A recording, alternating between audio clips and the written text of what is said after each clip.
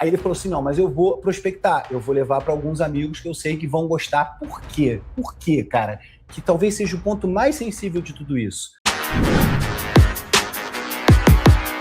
Olá, é do Carvalho, melhor canal de corte do YouTube. Mário, você, direto aqui com você tem sido objeto de muitos comentários na internet, você é o produtor executivo do Dark Horse, que é o filme sobre Jair Bolsonaro. Eu queria começar te fazendo a mesma pergunta que eu fiz ao Eduardo Bolsonaro. Você conhece o Daniel Vorcaro? Já teve com o Daniel Vorcaro? Paulo, primeiro, obrigado pela oportunidade, acompanho o teu programa, conheço e reconheço a tua responsabilidade nas matérias que você faz, diferente da grande imprensa e até de algumas mídias de direita, né? Estão sempre especulando e se apoiando em areia, né, para falar as coisas. Esse projeto, Paulo, nasceu em 2023, porque eu me dei conta de que não bastaria para o Brasil uma batalha política, porque o que a esquerda faz muito bem e há muitos anos é uma doutrinação utilizando a cultura. Se fala muito de educação, claro que a educação também é um mecanismo, mas a cultura ela entra pelos poros, pela música, pelo cinema, pelas artes, que é onde a juventude se identifica, onde se criam as tribos, né? Quem de nós não foi da tribo do rock and roll, da tribo do rock pesada, até hoje a tribo do funk, do samba, né? Isso é uma questão cultural, aonde eles conseguem implantar, eu vou falar implantar porque a palavra é quase essa, sabe? Na mente e nos corações das pessoas, essa doutrina que perdura há décadas de política. Você vê que você tem 4 governos do PT no Brasil nos últimos 20 anos. Isso não é por acaso, isso é um processo, ou seja, a gente tem uma camada política hoje de direita muito forte, que é diretamente relacionada a Jair Bolsonaro, porque quem disser para você que hoje é de direita porque nasceu no movimento sozinho, está sendo no mínimo ególatra. Porque todos que tiveram uma oportunidade que não eram basicamente da política, como eu, por exemplo, né, que sou 25 anos, trabalho como ator, como produtor, como roteirista, como diretor. Como que uma pessoa como Mário Frias chegou na política? Né? Porque pela primeira vez você olhava um político e dizia assim, não é todo mundo faria do mesmo saco, não, esse cara tem valores, tem princípios, ele fala sobre a família, ele fala sobre a liberdade, ele fala sobre religião, sobre fé. Então, o surgimento de Jair Bolsonaro é que provoca esse movimento que a gente vê hoje de direita. Então, naquele momento, eu como então ministro da Cultura, eu percebi claramente que a gente não tinha nem sequer começado essa batalha. Além de não ter uma consciência, de não ter uma indústria, de basicamente toda a base audiovisual brasileira ser de esquerda, não só brasileira, na América Latina, nos Estados Unidos, na Europa, a grande base da construção do cinema é de um viés de esquerda.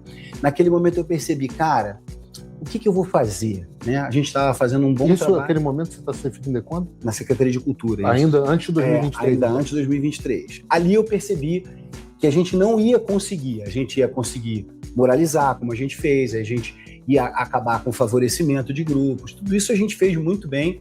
Né? Eu, André Pociúncula, Felipe Carmona, o Felipe Pedri, várias pessoas me ajudaram nesse processo. Certo. Mas ali eu percebi claramente que faltava alguma coisa, faltava uma ação que nos permitisse fazer parte da história. Quem contaria a história de Jair Bolsonaro? A história que ia ficar de Jair Bolsonaro é que ele era o cara que roubou joias e foi o genocida. Isso vai ser repetido como a esquerda faz 1000 vezes, uma mentira, e deu o golpe, até que se torne verdade. Isso não é uma falácia, isso é uma estratégia muito bem pensada, muito bem aplicada por regimes de esquerda, há décadas, né? Há anos que isso é feito assim. Fala pessoal, tá gostando desse vídeo? Não esqueça de deixar o seu like e se inscrever no canal Olavo é do Carvalho para receber notícias quentíssimas todos os dias. Isso ajuda demais o nosso trabalho e o YouTube irá recomendar para mais pessoas. Então eu percebi ali um vácuo. Eu falei, cara, ninguém vai fazer. E aí, em 2023, eu falei, não, eu vou produzir um documentário, porque eu preciso mostrar para as pessoas o cara que eu conheço. Um documentário, chamado A Colisão dos Destinos, foi lançado dia 14 agora, que é da direção do Doriel Francisco, mas idealizado por mim e por Eduardo. Então, nem sabia.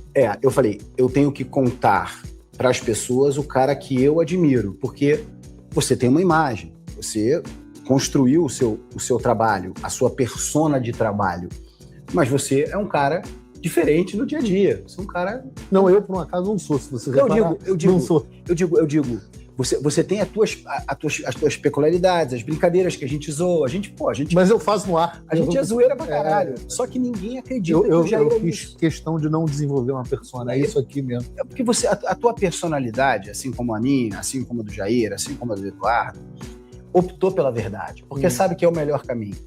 Então, a partir disso, eu falei, cara, vou desenvolver um argumento, que é o que eu sei fazer, uma espinha dorsal. E eu construí uma linha do tempo, início, meio e fim. E qual seria o ponto da história que nós contaríamos? Aí nós decidimos, não, vamos contar 2018. Mas isso já não era da Corsa ainda? Era Capitão do Brasil? Não era nada. Era um argumento que eu escrevi. Em 23? Em 23. Aí, eu conheço pessoas nos Estados Unidos, até pela questão do Ministério da Cultura, eu vim aos Estados Unidos debater com o pessoal da Broadway, explicar que eles precisavam ter uma contrapartida de criar, levar os profissionais, mas fazerem cursos técnicos como contrapartida para projetos financiados com renúncia fiscal. Enfim, fiz alguns amigos, entrei em contato com eles, falei, olha, tem um texto assim, eu sempre, isso é uma coisa que parece brincadeira, mas eu sempre quis o Jim Caviezel como Jair Bolsonaro. Por vários motivos. Por ele ser um artista conservador, por ele ter feito... Sim, ele é o maior nome do E ele é um cara que foi massacrado pelo sistema. Sim. Então, há peculiaridades entre as duas personas que são muito fortes. Então, nunca houve... Entre o JB e o Jim. Entre o JB e o Jim. Entre o JB e o JC. É, o JC e o JB. Então, exatamente. Então, por todas essas coisas, a minha cabeça criativa nunca deixou de pensar que teria que ser o Jim Caviezel. Então eu fui procurando. E eu assisti um filme chamado O Infidel, que na verdade no Brasil se chama, acho que é Sequestro Internacional. Que é o do Jim Caviezel. É o Jim Caviezel. É o Jim Caviezel, ele faz um jornalista que vai falar sobre o cristianismo no mundo muçulmano. E aí ele é sequestrado, enfim. Eu acho que é do Dinesh D'Souza o filme, o diretor. Não, o diretor é o Cyrus Naraste. O diretor é o Cyrus. É o Cyrus. Acho que o produtor talvez seja o Dinesh. Tá. Aí o que aconteceu? Eu cheguei nesse diretor, falei, cara, esse cara é amigo do Mike. Falei, Mike, liga pro Ryan, que é um outro amigo nosso, que também é um dos produtores do filme, e, cara, me bota numa ligação com o Cyrus. Fiz uma primeira ligação, ele adorou a ideia, porque ele é um cineasta que é muito político, ele faz muitos thrillers políticos, né? Ele fez o 9/11, ele fez o filme do Reagan, ele fez o Infidel, ele fez agora o Óleo de Soraya, que é fantástico, bom, enfim. E ele adorou a ideia. Ele falou, mas eu tenho um custo. E a gente não tinha dinheiro. O que eu fiz? Falei, Duda, entra aqui. Eduardo Bolsonaro. Eduardo, desculpa. Eduardo, entra aqui porque a gente precisa de um avalizador, né? Porque a gente teria que pegar os direitos autorais com o Jair, né? Que a gente depois pegou com o Eduardo, com o Flávio, com o Carlos, né? Foi cedido para nós os direitos autorais. E aí o Cyrus fez uma pedida hollywoodiana. A gente falou, bicho, você está falando com um brasileiro, a gente não tem esse dinheiro. Qual o dinheiro mínimo que você faz para a gente segurar você como nome para ser apresentado na prospecção? Isso é muito importante. Isso era só para ter a marca Cyrus. Só para ter o Cyrus garantido por 2 anos, para se a gente conseguisse levantar o recurso, não perder o Cyrus, ok? Aí Eduardo tinha acabado, se não me engano, de fazer aquela... Esqueci qual era o nome. Era um projeto que o Eduardo fez com o Carlos, com o Eduardo. Ação Conservadora. Ação Conservadora. O Eduardo falou, Mário, eu consigo um dinheiro aí, eu ganho um dinheiro aqui e a gente adianta para ele aí $50 mil. Então esse contrato, que tá todo mundo falando, que o Eduardo é produtor executivo, não tem nada de produtor executivo. Esse contrato foi feito somente para garantir o Cyrus. Então eu vou voltar pro Vorcaro, que foi a pergunta que eu te fiz. Mas antes eu quero entender, Eduardo é produtor executivo? Não, produtor executivo do filme sou eu. E aquele contrato? Esse contrato, ele diz respeito a esse primeiro contrato, que não tem nada a ver com o filme ainda. Percebe? É um contrato de garantia para manter o diretor com a gente, para a gente poder prospectar o filme. Não tinha fundo? Não tinha nada. Não tinha absolutamente nada. Tudo foi estruturado depois, a partir do momento que o Cyrus mostra para o Jim, e o Jim fala, eu quero fazer. A gente não tinha dinheiro. Então o que a gente fez? E aí que entra a participação do Flávio, do Eduardo, minha. Nós pegamos o nosso ciclo de pessoas conhecidas e prospectamos aos poucos. Um belo dia, num jantar, o Flávio conhece o Thiago Miranda.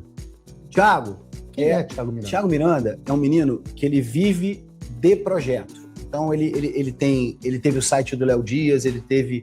Enfim, ele é um cara que vive nessa questão de produtos de audiovisual. Tem coisa com SBT? Não tem um negócio com SBT? Tem SBT, tem acho que também com a Band. Enfim, é um empresário do ramo do showbiz, tá? Então o Flávio comentou com ele, cara, eu tenho um projeto. Então o Flávio conheceu ele num jantar. Isso. Ele vai lá e fala. E falou assim, cara, eu tenho um projeto do meu pai, é um filme, a gente já tem até um elenco prospectado, sonhado, temos um diretor fantástico, o que você acha? Eu falei, vou falar com os amigos meus. Né? Num desses amigos surge o Daniel Vorcaro, que nesta época era a grande estrela financeira do Brasil. A gente está falando de que data? A gente está falando de início de 24. Então o cara era o cara que financiou o programa do Luciano Huck, o cara que investiu no SBT, que investiu na Isto É, que investiu na CNN, o cara Metrópolis, que... Estadão, Fórmula Globo. 1. Então, você tem um projeto com um cara de Hollywood super ambicioso, que é bilateral, né? A produtora é americana, nós fizemos toda a produção americana com o elenco americano e com técnicos americanos, aproveitamos as equipes brasileiras e rodamos em São Paulo. Não é um projeto fácil, é um projeto inédito, gigantesco, que o Brasil nunca viu. Mas, de qualquer forma, o papel do Flávio nesse processo é de prospecção de um filme em homenagem ao pai dele. Ao pai dele. Entra Vorcaro na situação, faz os contatos, ele diz, eu não quero botar meu nome. Todo mundo estava com medo de botar o nome. Então o Vorcaro não quer botar o nome. Não quer botar o nome, ele adorou o projeto e falou, olha, eu vou prospectar, mas eu não quero o meu nome.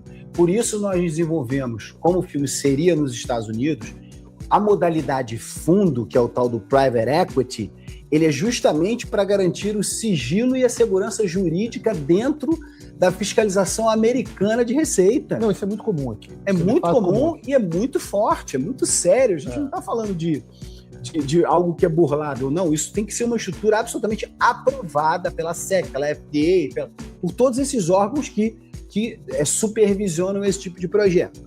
E o Daniel falou, Flávio, eu não posso, eu não vou botar minha empresa, porque é meu nome, porque aqui no Brasil tem perseguição, competição política. Com um contrato com o Alexandre.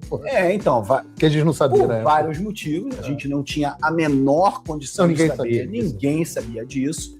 E aí, ele falou assim, não, mas eu vou prospectar, eu vou levar para alguns amigos que eu sei que vão gostar. Por quê? Por quê, cara? Que talvez seja o ponto mais sensível de tudo isso. Quem olhou o projeto, da forma com que o projeto foi feito, com as pessoas que estavam envolvidas, atores, a história em si, a polêmica, cinema é polêmico. O cara falou assim, cara, isso é um puta negócio. O cara vai querer ganhar dinheiro com o seu filme. Percebe? Então, daí, essa empresa ela faz um investimento no filme. Por isso que quando eu coloquei, Paulo, um post dizendo não tem um centavo do Vorcaro, é porque o Vorcaro não está nos contratos. A empresa Master não está no contrato. Não foi ela que investiu no nosso filme. O Trump voltou. Isso já deve ter tirado um peso das suas costas. Mas e o Brasil? O nosso país continua atolado e achar que só a vitória do Trump vai resolver tudo é ilusão. Nada vai mudar sozinho. E pode ter certeza de uma coisa: ficar xingando muito nas redes sociais não vai fazer diferença nenhuma. Você vai continuar esperando alguém fazer alguma coisa por você? Um político? Um salvador da pátria? Esquece. Se ninguém tomar uma atitude, nada acontece. Eu tô fazendo a minha parte. Eu parei a minha vida por isso. Mas, se você quer saber como pode ajudar sem precisar largar tudo, a resposta é simples: apoiando quem está na linha de frente. Sem esse apoio, sem essa linha de suprimento, esse trabalho morre. Sem estrutura, ninguém avança. Então acessa www.paulofigueiredoshow.com/apoie e com $5 por mês você pode fazer parte disso. Se puder mais, eu recomendo, seja um patrono Gold e participe ativamente no grupo que me ajuda a pautar esse debate. O que vai definir o futuro é quem faz e não quem reclama. A escolha é sua.